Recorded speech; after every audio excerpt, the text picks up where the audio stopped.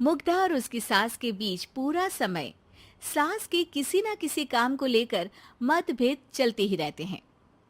बहू, ओ बहू, जरा चाय बना दे। मुग्धा चाय लेकर आती है। ये लीजिए, और कुछ चाहिए? अरे नहीं, बस चाय पीने का मन था। जाओ, तुम दूसरा काम करो। चाय पीने के थोड़ी देर बाद सास दोबारा मुग्धा को आवाज लगाती है।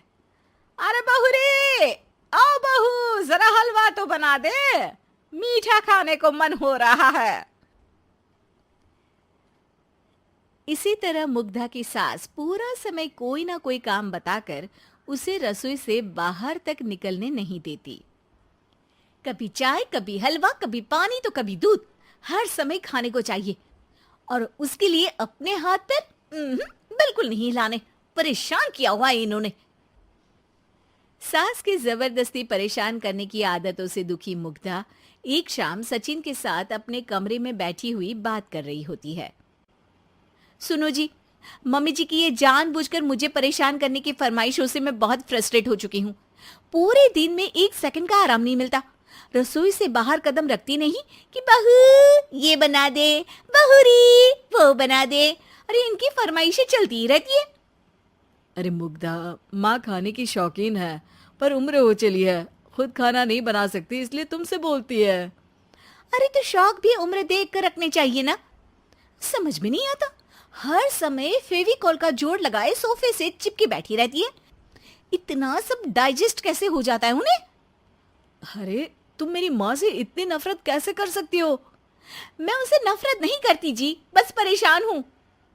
जहां मुग्धा अपने पति से ये सब बोल रही होती है, वहीं उसकी सास भी कमरे के बाहर दरवाजे से कान लगाए सारी बातें सुन रही होती है और अगली दोपहर रसोई में मुग्धा के पास जाती है। बहू, आज ना मेरा कुछ मसालेदार खाने का मन है। तो चाय बना दूं? मुझे बहुत पसंद है। अरे ना, ऐसा कर लिट्टी चोखा बना ले।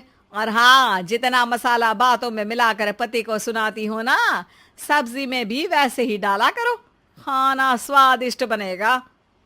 सास की बात सुनकर मुग्धा हैरान रह जाती है। मतलब अब पूरा समय मुझ पर हुक्म चलाने के साथ बंद कमरे में हुई पति पत्नी की बीच की बातें भी सुनती है? अरे बात जब मेरी थी तो सुनने में क्या दिक्कत है?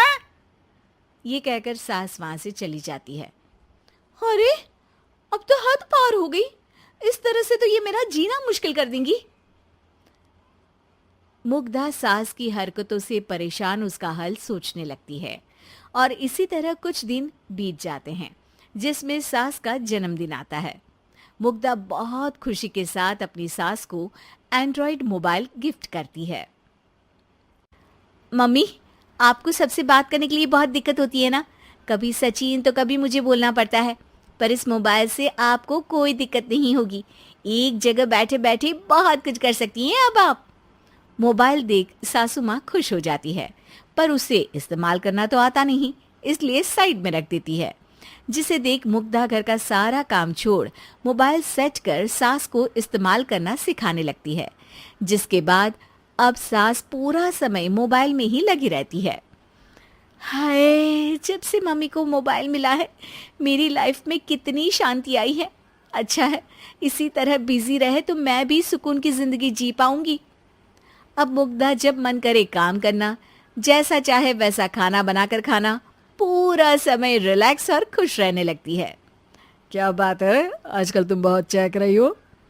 अरे मम्मी जी से छुटकारा जो मिला है, अब ना फरमाइशें ना छुप छुप कर बातें सुनना। अच्छा, तो मोबाइल गिफ्ट करने की ये स्कीम थी। इसी तरह दिन बीतते हैं और अब मोबाइल पर लगी सास फरमाइशों की जगह सवालों के लिए बहू को आवाजें लगाना शुरू कर देती है। अरे बहू, सुन तो, देख जरा किसी का फोन क्यों नहीं मिल रहा? रिचार्ज खत्म हो गया है, पर अभी 4 दिन पहले ही तो मैंने किया था।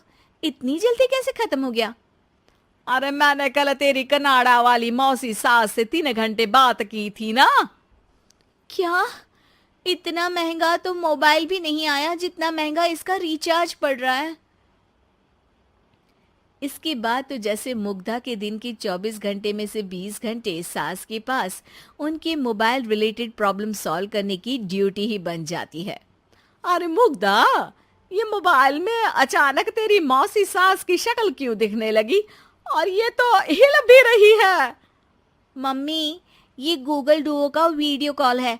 इसमें आप बात करने के साथ एक दूसरे की शक्ल भी देख सकती हो। अच्छा, ये तूने मुझे पहले क्यों नहीं बताया? अब बताने के लिए पहले नहीं बताया। इसी बीच सचिन भी वहां आ जाता है और सास अपनी वीडियो कॉल में बिजी हो जाती है। क्यों, सास बहू में क्या गपशप चल रही है? इसे गपशप नहीं, दिमाग का दही होना बोलते हैं। पर तुम तो मम्मी को मोबाइल देकर बहुत खुश थी, फिर क्या हुआ?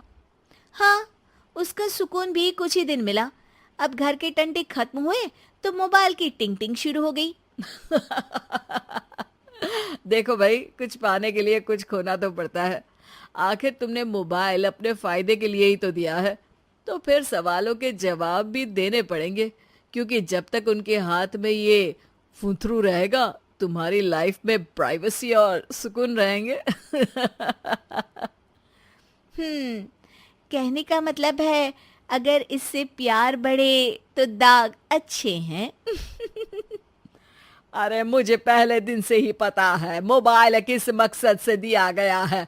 भूलो मत, इससे पहले मैं बातें ही सुनती थी।